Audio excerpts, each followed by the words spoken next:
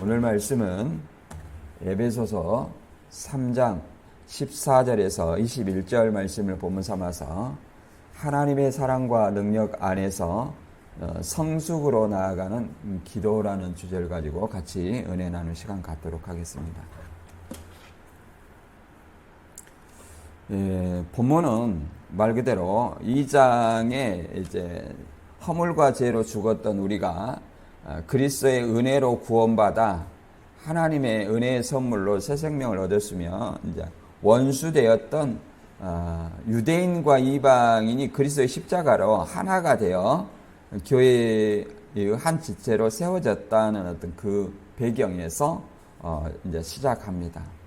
그리고 3장 우리가 이제 1절에서 13절까지는 바울은 이방인을 향한 그리스도의 복음을 전하는 사명 때문에 갇혔으나 하나님의 은혜로 복음의 비밀을 곧 이방인도 그리스도 안에서 함께 상속자가 되었음을 전하며 이를 위해 자신의 택함을 받았으나 성도들은 낙심하지 말고 영광으로 이기라는 어떤 얘기를 해줍니다. 그리고 이제 본문의 내용은 말 그대로 바울이 성도들이 이제 성령의 능력으로 속사람이 강건해져 그리스도가 마음에 거하시고 하나님의 사랑을 깨달아 하나님의 충만을 이루며 교회와 그리스도 예수 안에서 하나님의 영광이 이제 나타내기를 바라는 그런 어떤 기도의 내용입니다.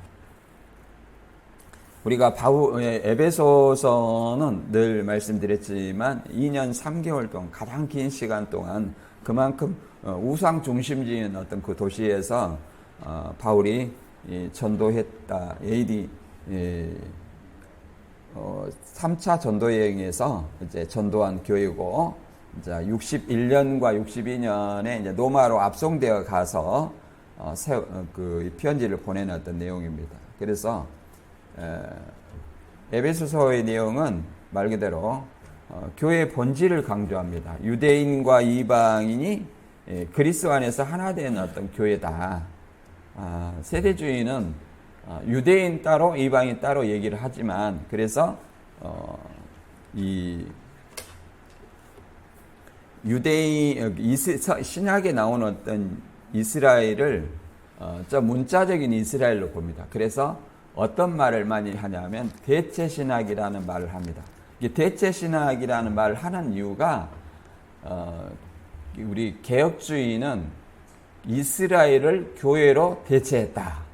이런 말이 대체신학입니다. 이 말을 하는 것은 대체되지 않았고 이스라엘은 그냥 유대인이다. 혈통 유대인이다. 이걸 나타내고자 하는 겁니다. 그러나 성경에 아브라함의 후손 유대인과 이스라엘이 예수 그리스도를 믿음으로 말미암아 이렇게 교회로 성도로 그리스도를 믿는 어떤 성도에게 성도의 칭호가 됐다는 사실을 신약의 로마서와 갈라디아서 이런 어떤 복음의 말씀을 이해하지 못한 데서 오는 어떤 결과라고 봅니다. 성경을 그래서 문자적으로 보는 겁니다. 극단적인 어떤 문자주의에 있었고 또 세대주의는 이중 재림을 주장하기 때문에 우리 개혁주의에서는 이단으로 봅니다. 물론 그 세대주의에서도 우리 개혁주의를 이단으로 이렇게 보고 있습니다. 본문의 내용을 다시 한번 정리를 하면 에베소서의 이제 전반적인 1, 2장의 내용은 이제 구원 계획과 그리스도를 통한 유대인과 이방인의 화해에서 화해에 대한 어떤 진리를 선포하고 그 다음에 이러한 어떤 배경 속에서 이제 3장은 이제 전환점으로 이 1절부터 13절까지는 바울이 이방인을 위한 하나님의 구원 계획을 전하는 사도로 부름받았음을 밝히고 이 사명 때문에 갇힌 바 되었다. 이렇게 설명합니다.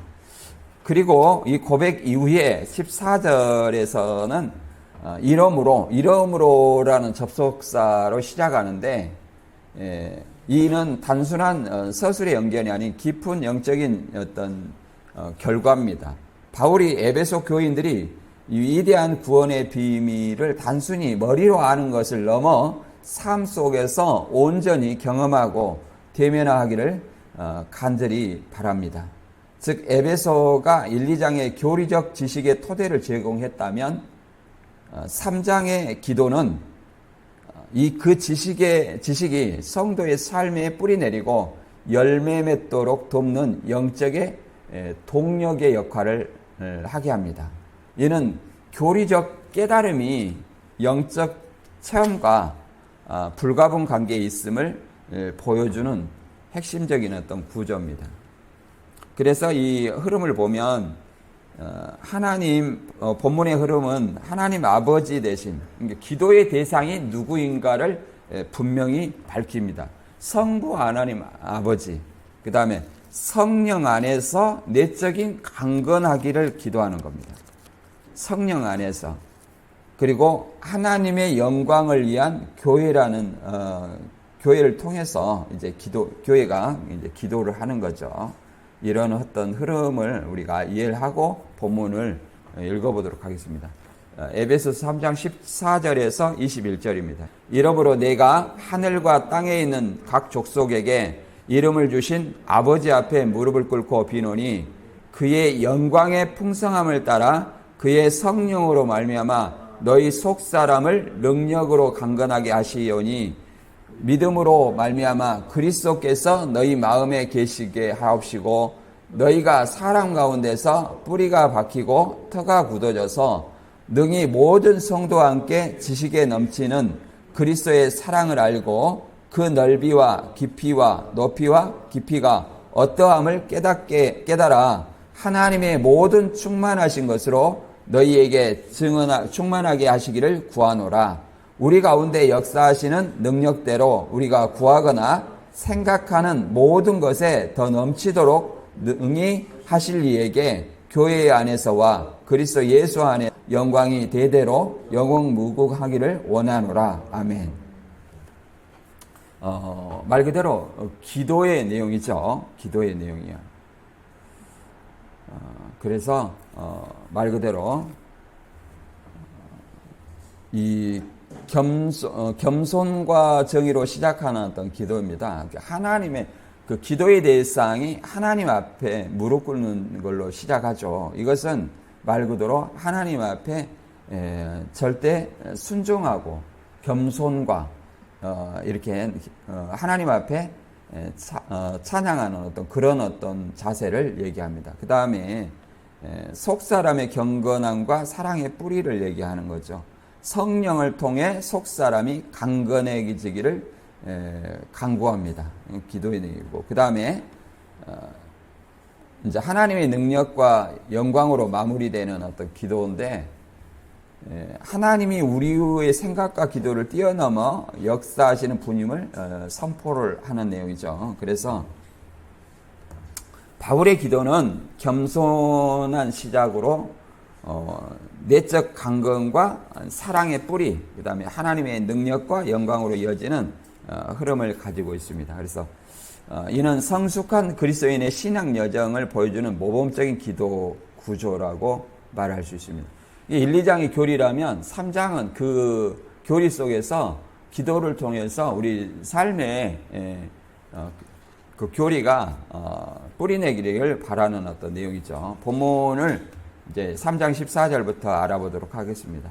성도들을 향한 바울의 어떤 기도의 자세에 대해서 3장 14절과 15절 같이 읽어보겠습니다. 시작. 이러므로 내가 하늘과 땅에 있는 각 족속에게 이름을 주신 아버지 앞에 무릎을 꿇고 비노니. 그래서 각 족속에게 이름을 주신 아버지 앞에 무릎을 꿇고 비노니 이렇게 하죠. 기도의 대상이 성부 하나님임을 분명히 나타내고 있습니다. 그리고 시작이 이러므로는 이제 그 앞절에 바울이 이방인의 구원이라는 복음의 비밀과 그로 인해 자신이 옥에 갇힌 상황을 설명한 후라고 얘기를 합니다. 그 진리가 에베소 성도들에게 삶에 실제되기를 바라는 마음으로 하나님께 나아감을 보여줍니다. 말 그대로 바울의 기도는 개인적 안위나 석방을 위한 것이 아니라 오히려 그는 자신의 고난이 성도들을 위한 영광이 되었음을 선포하며 그들을 위해 간절히 무릎 꿇는 기도는 말 그대로 이 무릎 꿇는 기도는 본래 유대인의 어떤 기도 습관은 아닙니다. 유대인들은 서서 기도하는 어떤 그 기도를 많이 했습니다. 서서 기도하는. 이 무릎 꿇는 행위는 말 그대로 겸손과 경배와 하나님 앞에 순종을 의미하는 어떤 행위로 볼 수 있습니다. 그래서 이런 하나님께 간절히 염원하는 상징적 자세로 이 무릎 꿇는 자세를 볼 수 있습니다. 그래서 기도의 대상이 누구냐? 하나님이다. 누구 앞에 무릎 꿇어야 되냐? 하나님이다 하는 것을 이사야 45장 23절에는 이렇게 말합니다. 내가 나를 두고 맹세하기를 내 입에서 공의로운 일이 나갔은즉 돌아오지 아니하나니 내게 모든 무릎이 꿇겠고 모든 혀가 맹세하리라. 하나님 앞에 모든 무릎이 꿇겠다. 이렇게 얘기를 합니다. 빌립보서 2장 10절에도 하늘에 있는 자들과 땅에 있는 자들과 땅 아래에 있는 자들로 모든 무릎이 예수의 이름에 꿇게 하시고, 이것은 말 그대로 하나님의 어떤 절대 주권 안에 있음을 선포를 하는 거죠. 이제 모든 그리스도의 재림으로 말미암아 이제 복종하게 되는 것을 얘기를 합니다. 이 솔로몬의 이제 성전 봉헌 기도도 우리가 한번 알아보면, 솔로몬이 이제 성전을 봉헌하고 드리는 기도가 있어요. 역대하 6장 12절 이하에 읽어보면 솔로몬은 군중을 향하여 여호와의 단 앞에 있는 뜰 중앙에 놋대 위에 서 있는데, 이것은 그가 전에 만들어 놓은 곳으로 길이와 폭의 길이가 2.3m, 높이가 1.4m였다. 이제 그는 모든 군중이 지켜보는 가운데 무릎을 꿇고 하늘 향해 손을 들고 이렇게 기도하였다. 이스라엘 하나님 여호와여, 천하에 주와 같은 신이 없습니다.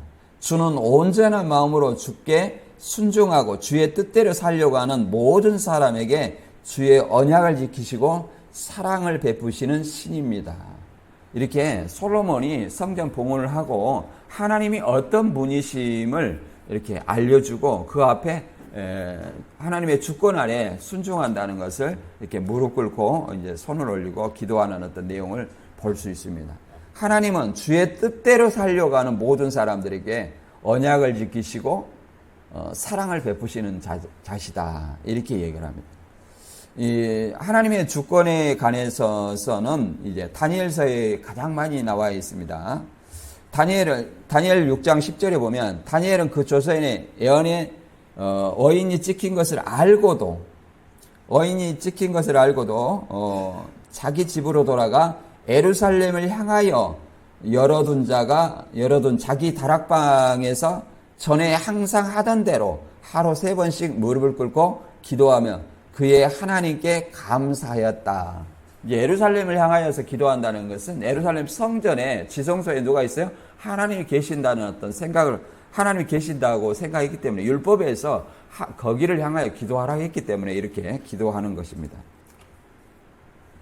지금은 뭐 예루살렘이 무너졌고 이제 우리 자신이 하나님의 성령이 관한 성전이죠. 그래서 방향이나 이런 것은 크게 오늘날에 우리에게는 상관이 없습니다. 오직 우리를 대속하신 예수님의 이름으로 성령을 통해서 하나님께 기도하는 것이죠.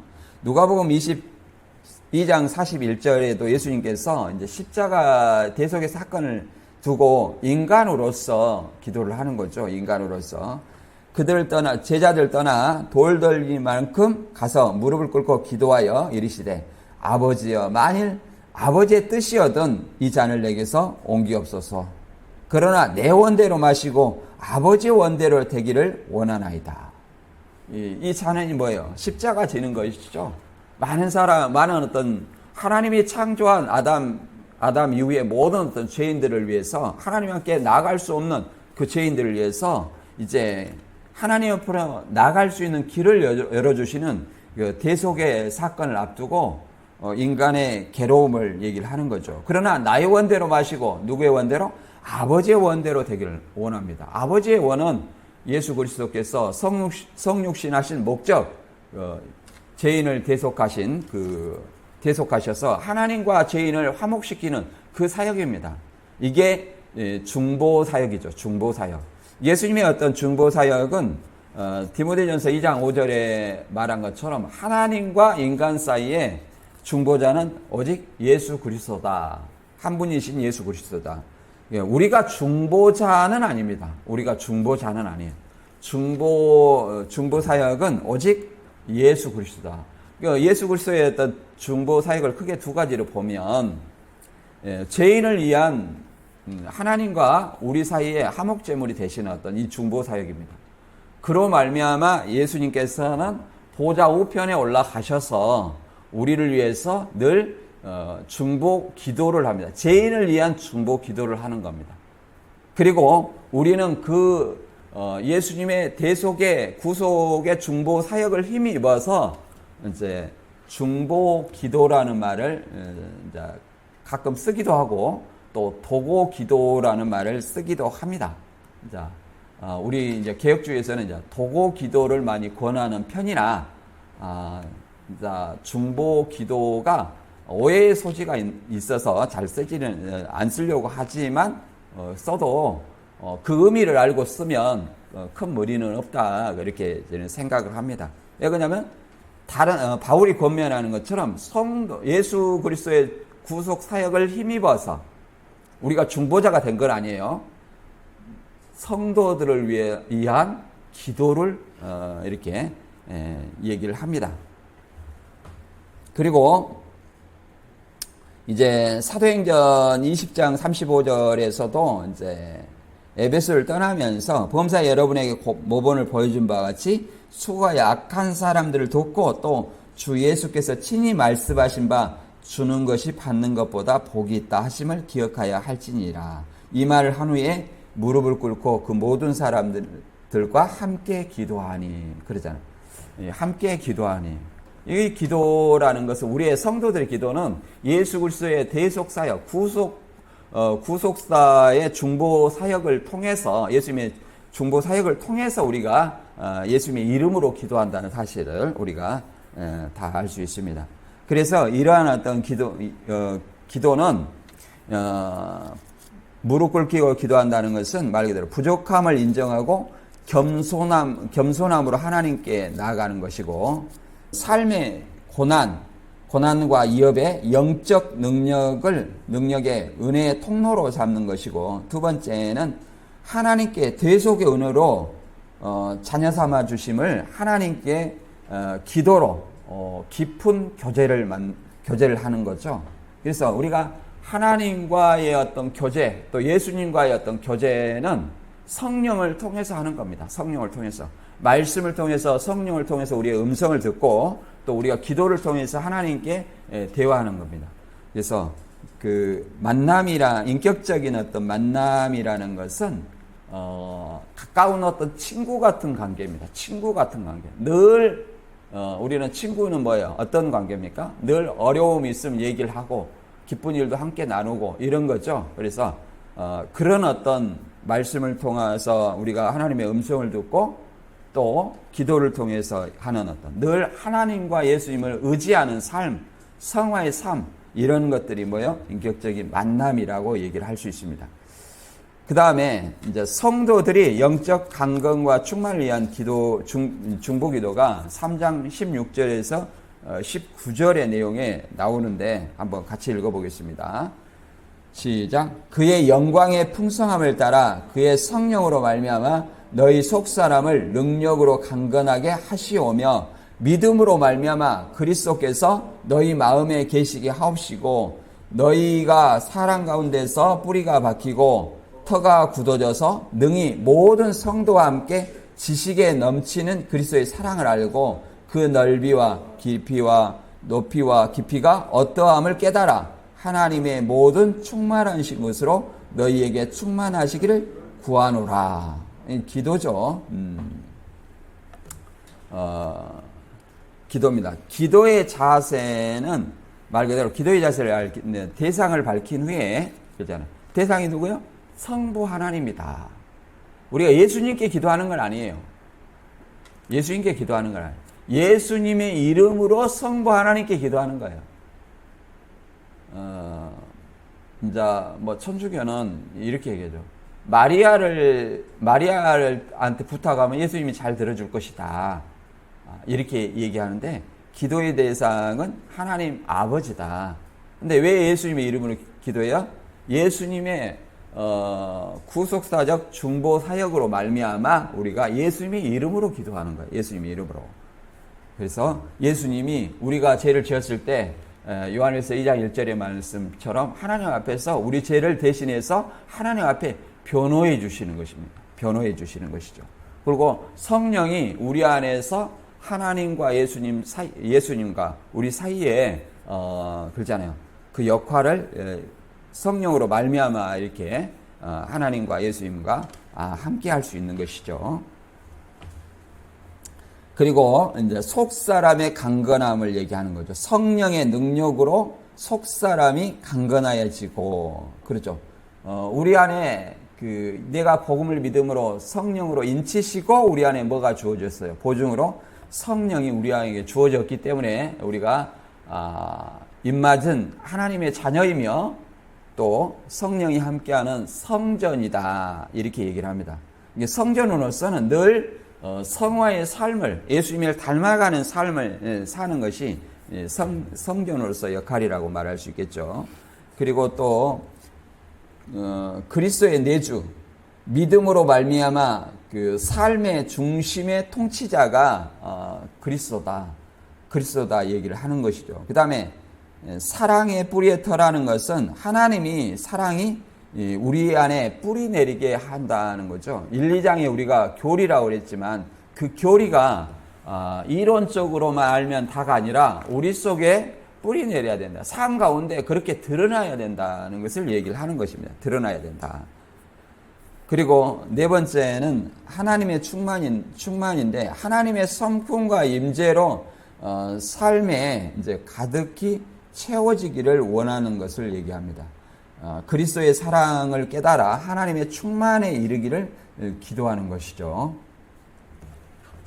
이것에 대해서 우리가 이제 속사람에 대해서 한번 알아보면 고린도후서 4장 16절에는 우리는 낙심하지 않습니다. 비록 우리의 겉사람은 쇠약해 가지만 우리의 속사람은 날마다 새로워지고 있습니다. 우리 복음으로 그러잖아요. 우리 육신은 날마다 늙어가고 썩어져 가고 있지만 새해 가고 있지만 우리의 속사람은 신앙의 연수가 자람으로 말미암아 말씀과 기도로 그냥 성숙해지는 것을 얘기합니다.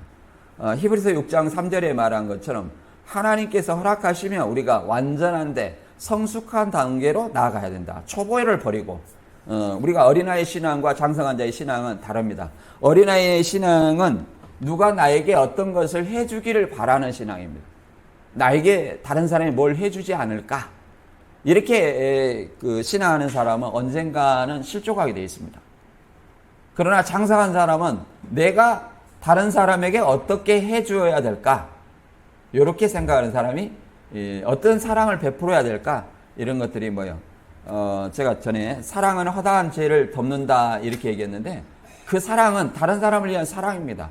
그 사랑이기 때문에 다른 사람의 허물을 덮어주는 것을 얘기해요. 내 허물이 덮어지는 것이 아니라 다른 사람의 허물을 감추어주고 덮어준다는 어떤 그런 것을 허다한 죄를 덮어준다. 이 말은 그런 어떤 의미를 가지고 있습니다. 뭐 결국에 이제 궁극적으로는 우리의 죄도 사함을 받겠죠. 그런 사랑을 통해서. 더 나아가 이제 그 사랑에 대해서 요한복음 5장 15장 9절에 보면 아버지께서 나를 사랑한 같이 나도 너희를 사랑하였으니 나의 사랑 안에 거하라 이렇게 얘기를 합니다. 말 그대로 베드로는 예수님을 3번이나 부인하고 저주까지 떠나간 자입니다. 그러나 그런 어떤 베드로를 예수님께서는 다시 돌이키셨습니다. 사단이 너를 밀가부로 타는다. 그래 내 마음을 지키라 이렇게 베드로를 다시 받아주시고 베드로도 성령 강림 후에는 담대히 복음을 전하다가 말 그대로 십자가에 순교를 하셨죠. 또 더 나아가서 이 예수님의 사랑에 대해서 우리 현재 이제 이단에 미혹된 어떤 사람들을 교회 안에서 행하는 것을 보면 어떤 거냐면, 이단이라 의심되면 무조건 쫓아내는 것이 일이에요. 그래서 자랑을 하는 것이, 야, 나 오늘 어떤 사람 쫓아냈다. 심지어는 목사님한테 우리 가족이 이단에 빠졌어요, 이렇게 하니까 그 가족까지도 쫓아내버려요. 당신도 신천지가 아니냐, 이렇게 해가지고 쫓아내는 어떤 그런 것들을 많이 봐왔어요. 그것이 과연 목회자의 양떼를 맡는 목자의 사역이라고 말할 수 있겠는가? 우리는 생각을 해봐야 됩니다. 성경은 그렇게 말하지 않습니다.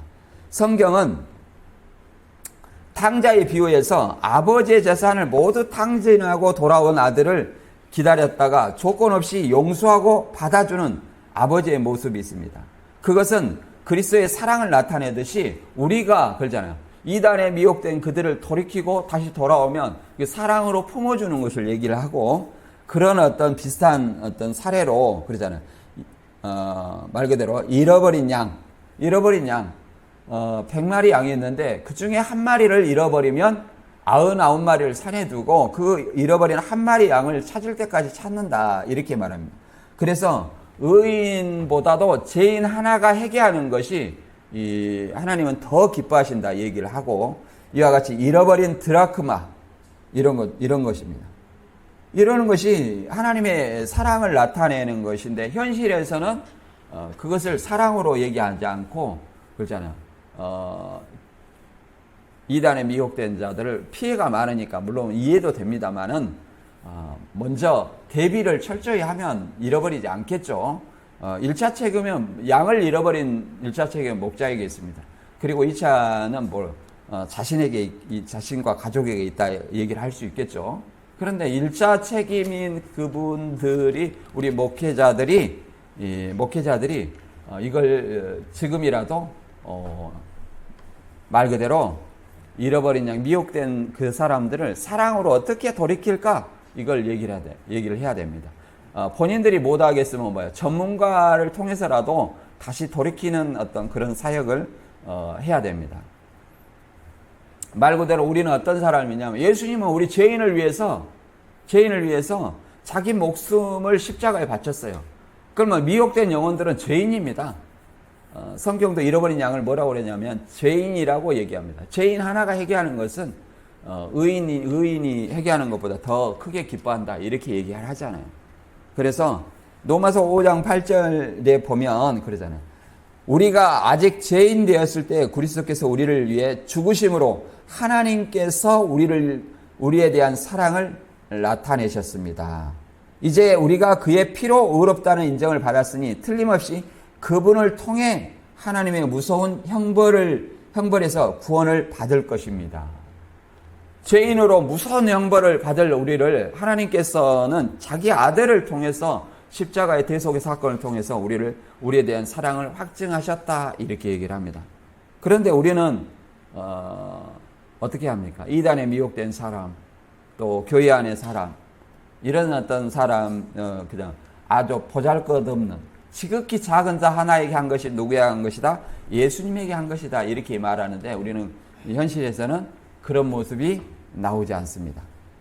우리 자신들의 생각을 지극히 내가 낮은 자로 바라보고, 내가 장성한 자라면 시각을 바꿔야 된다, 이렇게 얘기를 합니다.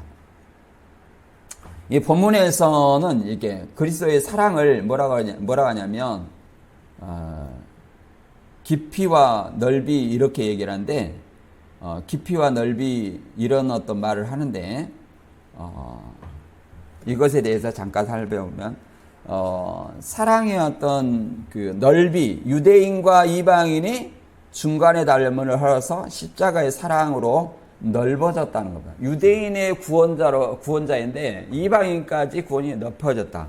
굳이 얘기하자면 그렇게 볼 수 있습니다. 깊이는 죄로 멀어진 죄인을 하나님께 인도하는 사랑이다. 죄로 깊어진, 멀어진 그 사람을 이렇게 하나님께서 다시 인도했다. 이렇게 얘기를 하는 거죠. 그 다음에 높이, 제일 깊은 구렁텅이에서 구원하여 보좌에 앉히시는 사랑의 높이를 얘기한다고 얘기합니다. 깊이, 가장 낮은 죄악과 절망 가운데에서 도달한 어떤 상태까지, 절망의 상태까지 도달한 구원의 사랑이라고 얘기를 할 수 있습니다. 그래서 이 로마서 8장 39절에는 높음이나 깊음이나 다른 어떤 피조물이라도 우리 주 그리스도 예수 안에 있는 하나님의 사랑에서 끊을 수 없느니라. 우리가 예수를 믿는 한 하나님은 우리를 결코 버리지 않으신다는 거예요. 다만 누가 버려요? 우리 인간이 버리는 거예요. 인간이. 그래서 바울의 기도는 이렇게 성령의 능력으로 속사람이 강건해지고 그리스도의 사랑에 뿌리 내린다는 우리의 삶 속에서 드러나야 되는 것을 얘기를 합니다. 다음에 이제 3장 20절부터 21절까지는 풍성하게 역사하시는 하나님께 대한 어떤 속령을 얘기를 합니다. 원하로라는 게 마지막 기도죠. 3장 20절부터 21절까지 같이 읽어보겠습니다. 시작. 우리 가운데서 역사하시는 능력대로 우리가 구하거나 생각하는 모든 것에 더 넘치도록 능히 하실 이에게 교회 안에서와 그리스도 예수 안에서 영광이 되도록 영원무궁하기를 원하노라. 아멘. 이렇게 말합니다. 바울의 기도가 절정에 달하는 어떤 성령입니다. 기도에 대한 확신을 주며 단순히 응답을 바라는 것을 넘어 이미 응답하실 하나님께 찬양을 올려드리는 강력한 신앙 고백이라고 말합니다. 여기서 넘치도록이라는 것은 헬라어로 휘페르 에크페리소스라는 어떤 용어입니다. 훨씬 넘치게, 비할 데 없이, 이런 어떤 의미로 하나님의 무한한 능력을 강조합니다. 그리고 우리 가운데서 역사하시는 능력이라는 능력이라고 얘기하는데, 하나님의 무한한 능력이 우리 내면에 내주하는 성령을 통해 개인의 삶 속에서 실제가 됨을 의미합니다. 실제가 된다는 것은 실제 삶 속에 드러나는 것을 의미합니다. 즉 하나님의 초월적으로 위대하지만 동시에 우리 안에 성령을 통해서 내재하여 우리를 변화시키고 성장시키도록 하시는 분이다. 이렇게 얘기를 합니다. 그리스도를 죽음에서 일으키시고 하늘 보좌에 앉히신 그 거대한 능력이 성령의 능력이죠. 바로 이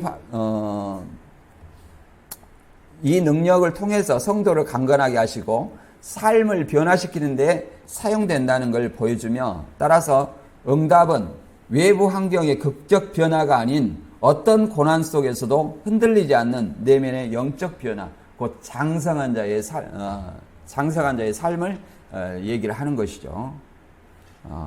에베소서 1장 20절에도 하나님께서 그 크신 능력으로 그리스도를 죽은 사람들 가운데 다시 살리시고 하늘나라에 자기 오른편에 앉게 하셨습니다.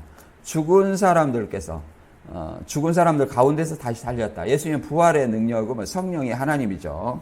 그 다음에 누가복음 1장 37절에는 대저 하나님의 모든 말씀은 능하지 못하심이 없느니라, 이렇게 말합니다. 하나님의 어떤 능력이 말씀을 통해서 하신 말씀은 우리 이성으로는 불가능하다 하실지라도 하나님께서는 능히 하신다.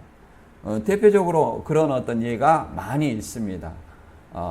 아브람과 사라의 어떤 이삭의 잉태도 불가능하다고 웃었지만 결국은 약속대로 이삭을 주시고, 또 사가랴와 엘리사벳도 아이를 낳지 못했으나 아이를 주셨고 세례관을 주셨고, 또 처녀가 잉태하여 아이를 낳을 것이다, 이런 어떤 말씀이 어떻게 사람과의 관계하지 않고 아이를 낳을 수 있느냐, 이렇게 했지만 성령의 능력으로 예수님이 탄생하셨습니다. 이것이 하나님의 하신 말씀은 인간의 생각으로 이해하지 못하지만 반드시 그 말씀하신 능력 안에서 다 이루신다. 그리고 우리 인간도 마찬가지입니다. 빌립보서 4장 13절에 내게 능력 주신 자 안에서 내가 모든 것을 할 수 있느니라. 하나님의 능력이 우리 안에 거하시면 불가능한 것도 할 수 있다. 이렇게 얘기합니다. 사람이 가히 상상할 수 없는 그런 어떤 체험들을 많이 하게 되는 사람들이 있습니다. 사도행전에 보면 복음을 전할 때에 그잖아요. 귀신을 쫓고 안전뱅이도 일으켰습니다. 귀신을 쫓고 안전뱅이도 일으켰어요. 또 사도 바울은 독사에 물렸지만 죽지 않고 가볍게 털어버리는 그런 일도 있었습니다. 사도 요한은 독약을 먹었으나 죽지 않았고 또 끓는 가마솥에 넣어졌으나 죽지 않았다고 이렇게 전승은 말합니다. 이게 다니엘서를 보면 7배나 뜨거운 풀무불에 들어갔지만 살아나온 어떤 그 사건도 우리가 볼 수 있습니다. 사람의 생각으로는 할 수 없는 것입니다. 그러나 하나님의 능력이 우리 안에 거하기 때문에 그런 것들을 통해서 누구를 알게 되고 하나님을 알게 되고 하나님을 더 굳건하게 믿게 되는 그런 어떤 체험들을 할 수가 있습니다. 그러나 오늘날에는 우리 개혁주의는 성경이 완성되고 성경이 397년에 완성이 됐잖아요. 완성된 이후로는 그런 것들을 사도들을 모방하는 것을 신사도 운동이라고 이단으로 배척합니다. 그러나 간혹 이런 저도 이제 그 외지의 선교사님들이 많이 있어요. 그분들의 얘기를 들어보면 복음의 미개척지에서는 사도행전과 같은 그런 역사가 간혹 나타난다. 그래서 이렇게 귀신 들리고 간지 들린 사람들이 뭐 귀신아 나가라 이렇게 하면 그가 멀쩡히 돌아오는 어떤 사건들을 체험하곤 한다고 본인 자신도 그런 것을 행하면서 놀라워하는 어떤 그런 고백을 들었습니다. 또 우리가 복음이 들어올 때 옛날에 뭐 이렇게 보면 할렐루야 기도원에 뭐 다는 아닙니다만 그런 것들이 말 그대로 100% 다 나은 건 아니에요. 암 걸려가지고 거의 죽을 사람 병원에 내놓은 사람들이 많이 갔었어요. 지금은 됩니까 안 됩니까? 안 됩니다. 거의 폐허처럼 됐습니다. 그때는 뭐 이렇게 저도 그런 것들을 이단에 있을 때 불신했었습니다. 근데 실제로 그런 사람을 만났어요, 제가. 암 걸린 사람인데, 거기서 병원에 내놨는데 그걸 나섰다는 거예요. 그래가지고 하루에 5시간씩 기도해요, 그분은. 그걸 어떻게 거짓말을 할 수 있습니까? 그런 어떤 능력을 통해서 누구를 믿게 하는 거예요? 그러니까 사단도 능력 이적을 베풉니다. 하나님도 능력 이적을 베풀어요. 그러나 그 능력 이적을 베푸는 것이 하나님의 능력이냐 사단의 능력을 어떻게 구분할 수 있느냐? 하나님의 능력 이적이라는 것은 그 이적을 통해서 누구를 믿게 하냐면 복음을 믿게 하는 거예요. 능력 자체를 믿게 하는 것이 사단의 역사예요. 능력 자체를 믿게 하는 것이 누구의 역사다? 사단의 역사다. 그것이 미혹의 역사라는 겁니다. 뭘 믿지 않고 진리를 믿지 않는 자들에게 그 미혹의 역사를 그들에게 베푸시는 것이다. 이게 차이점이라고 말할 수 있습니다. 그리고 이 부자가 하나님 나라에 들어가는 것이 어렵다는 어떤 이 부자 청년에 대해서 이렇게 얘기해요. 마태 19장 24절에서 26절을 보면 예수님이 그랬습니다. 낙차가 바늘기로 들어가는 것이 부자가 하나님 나라에 들어가는 것보다 쉬우니라. 그러면 말 그대로 이 부자가 하나님 나라 못 들어가냐? 이것은 어떤 의미냐면 자기의 부를 통해서 하나님의 의를 자기 의를 세우려고 하는 거예요. 부를 통해서. 그런 사람은 하나님 나라에 못 들어간다는 얘기입니다. 제자들이 이렇게 합니다. 그렇다면 누가 구원을 얻을 수 있으리까? 그러잖아요. 이미 영적인 부의 축복을 받은 제자들이 이런 얘기를 합니다. 예수께서 그들 보시며 이르시되 사람으로는 할 수 없으나 하나님으로는 다 하실 수 있느니라. 이것은 무슨 말입니까? 사람으로는 할 수 없으나 하나님으로 할 수 없다. 사람의 능력으로는 할 수 없으나 사람의 어떤 조건으로 할 수 없으나 하나님으로는 다 할 수 있다는 것은 하나님의 주권적인 은혜, 그래 예수 그리스도의 믿음으로 말미암아 은혜로 구원을 받는다는 거예요. 에베소 2장 8절에 그러잖아요. 하나님의 은혜로 말미암아 하나님의 은혜로 믿음으로 말미암아 구원을 얻었나니 이것은 하나님의 선물이다. 이렇게 얘기합니다. 그래서 어떤 조건이 아니라 혈통이나 자기 행위나 율법에 이런 것도 아니고 오직 예수 그리스도의 믿음으로 말미암아 구원을 얻는 것은 하나님의 절대 주권 안에서 가능하다. 이런 것을 얘기를 하는 겁니다. 그리고 이런 어떤 사건들이 많이 있는데 이걸 정리하면 첫째, 우리의 기도는 우리의 작은 필요에만 머물러서는 안 되며 우리의 생각과 바울의 계획을 뛰어넘어 일하실 것을 신뢰하며 담대하게 기도해야 된다. 둘째는 기도의 궁극적인 목적은 나의 의익이 아니라 교회 안에서와 그리스도 예수 안에서 영광이 대대로 무궁하기를 돌리는 것입니다. 하나님의 영광을 돌리는 기도다. 그래서 우리가 기도할 때 늘 서두에 뭘 돌려요? 하나님께 영광을 돌리는 기도의 내용을 넣는 것이죠.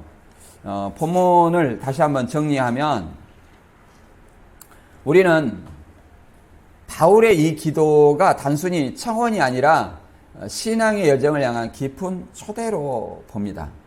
본문의 기도가 하나님에 향한 경외와 겸손에서 시작되어 성령 안에서 속사람이 강건해지고 마침내 하나님의 영광을 드러내야 함을 보여줍니다. 세상은 물질과 성공을 강조하지만 바울은 그리스도의 사랑에 뿌리내린 삶이 참된 풍성함이라고 말합니다. 또한 우리는 생각을 넘어 놀라운 일을 이루시는 하나님을 신뢰하며 그분께 영광을 돌리는 것이 신자의 길임을 가르칩니다. 그러므로 우리의 기도가 바꿔야 됩니다. 주님, 속사람을 강건하게 하시고 제 사랑이 아니라 그리스도의 사랑으로 채워 주옵소서. 고난 속에서도 흔들리지 않는 믿음을 허락하시고 또한 제 작은 바람을 넘어 주님의 크신 뜻을 신뢰하게 하옵소서. 이런 기도가 우리의 기도가 되어야 될 줄 믿습니다. 존 칼빈은 이런 얘기했습니다. 하나님은 우리에게 필요한 것을 주실 뿐 아니라 우리가 상상하지 못할 방법으로 역사하신다. 이렇게 말합니다. 우리의 이 기도가 우리 공동체의 고백이 되고 또 우리의 무릎이 겸손히 꿇려지고 우리의 성령이 사랑으로 가득 차며 우리의 삶이 하나님께 영광 돌리는 은혜의 통로가 될 때 하나님의 영광은 영원히 드러나게는 교회가 될 줄로 믿습니다.